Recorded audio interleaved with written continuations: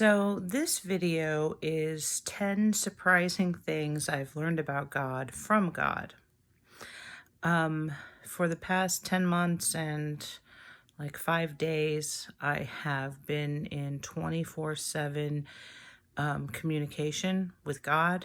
He does not give me a break. He says I'm in training, and this is my burden to bear. Some of it more burdensome than others. But there are several things I've learned about him that came as quite a surprise. So the first surprising thing about God is that he is super high tech.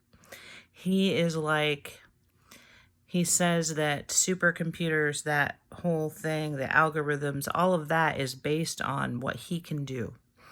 And he can control technology. He controls my technology all the time. He can make things pop up on your screen. He can put YouTube videos in your feed. He can do all kinds of things. And he's very almost at this point like a computer. I went to heaven and I went to where he does his writing, and it's very high tech. That's the best I can describe it. I think we kind of view him as archaic or something, and he most definitely is not. Number two, by human standards, he's very, very bizarre. I don't quite know how to describe this. I know he's not trying to hide it. It's kind of all over the Bible. Some of the things he would have people do in the Old Testament, they're just weird. When you really sit and read some of those books no one reads, you realize he's weird. Our human brains just are built the way they are, but God is a completely different entity. Number three, he has very strong feelings and emotions that are surprising. He has some regrets over what he created on earth. He knows that in the end, it all ends up perfect and that it's all in alignment with his ultimate goal, which is to rid the world of darkness and get all darkness out of his kingdom. But I've fallen in love with him in a different way, in a compassionate way, and I'll be having some videos in the future, a little more on that. Number four, everything important must be written. If he's not writing, it's almost as if an author was writing a book and everything just stopped. So he kind of writes all our plot lines and storylines, and there is movement within that storyline. He calls it like you're on a leash, and you can kind of send the story in different directions because he writes at all times.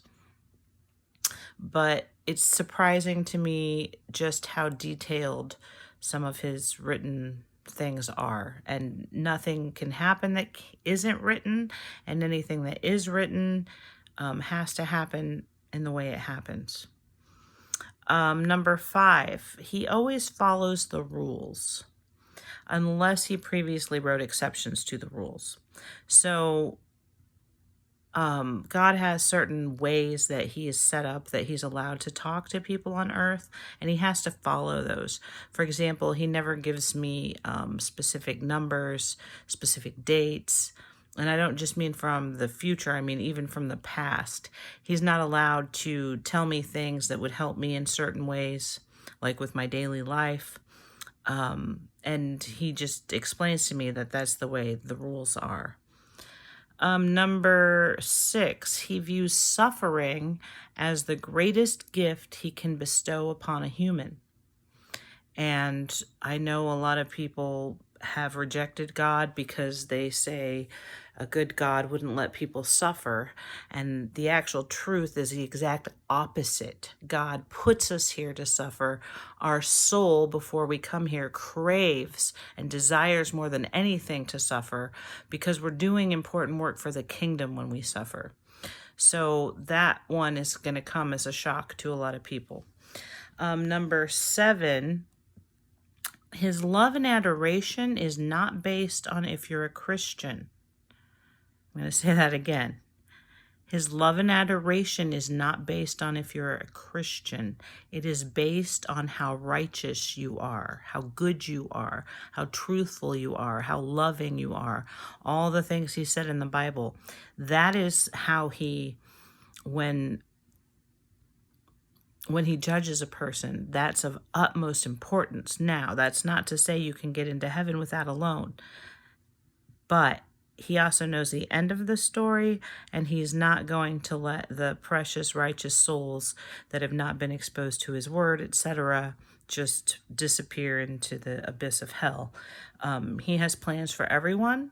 I'm saying that's surprising because a lot of churches reject anyone who doesn't believe what they believe, and they somehow think, oh, God doesn't like them. That is not true at all. Not at all. Some of his favorite people are over the earth. They're Buddhists, they're Sikhs, they're natives, and those people have been written about in the Bible. I'll be revealing more about that when I discuss the 7 spirits of God in the future. 8, he was serious about how much he despises wickedness. God is all compassionate and loving, but he has one goal, and that's to rid his kingdom of wickedness and darkness. And so he has no time for it. The words of warning, the words of hatred towards these people that he spoke of in the Bible is all literally true. That has not changed.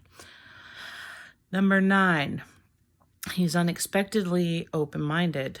This would perhaps go along with him being kind of bizarre, but he does not despise the things that mankind necessarily thinks he despises. He does not despise plants that he made, such as marijuana. He's not saying everybody should go out and do it, but many of the things that we truly think are against God are not against him at all. He is very open-minded. Number 10, he is hilarious. He can make me laugh so long and so hard it hurts. And I've asked him, how could you be this funny?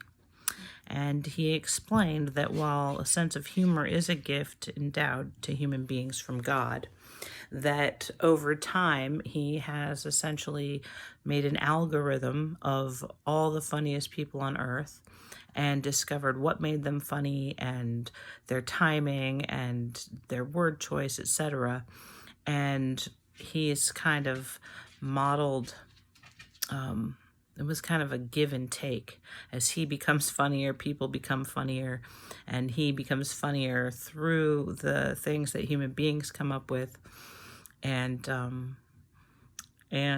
he's just hilarious. And he really enjoys human beings. Some of them.